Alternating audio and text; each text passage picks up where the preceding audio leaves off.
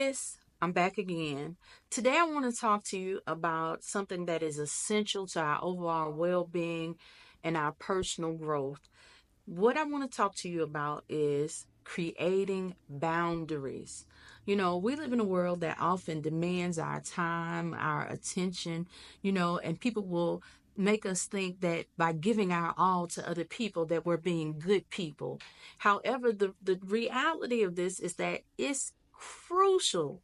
It is crucial to us to maintain our own health by establishing healthy boundaries to protect our mental, emotional, and physical well being. This is why in the journal, It's Time to Bloom Sis, there are spaces every night for you to write about not only your day, but spaces where you're allowed to have some introspection about the direction and the trajectory of your life.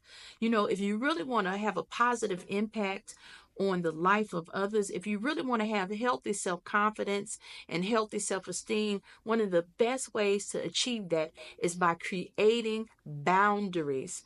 A lot of times, especially as women, we're taught that, we should just go ahead and give whatever we have, whether it be our time, our space, our attention to other people.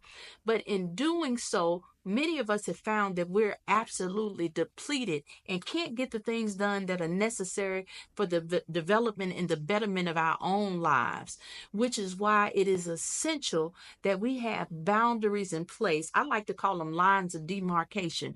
I say, this is the line that you cannot cross. And so if that means that when you get off work, that your boundary is nobody can ask you to stay beyond 5 p.m. at work, then that is your boundary.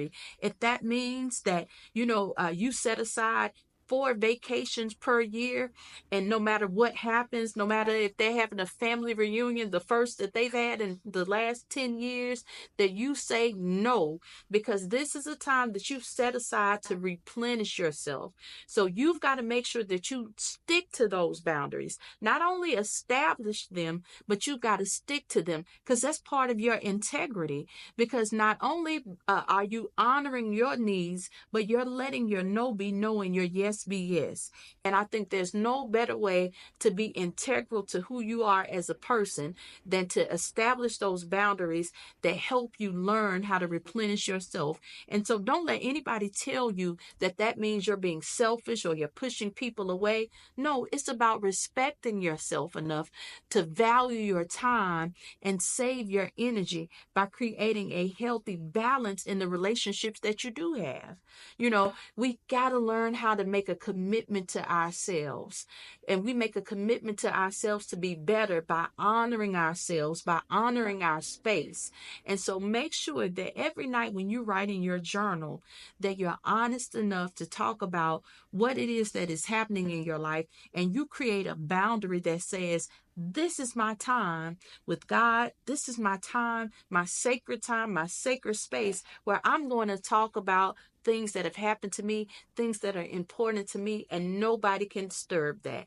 So make sure that you really, really hone in on creating a line in the sand. You say, this is the line that you cannot cross, because this is all about cultivating a healthier and more fulfilling life.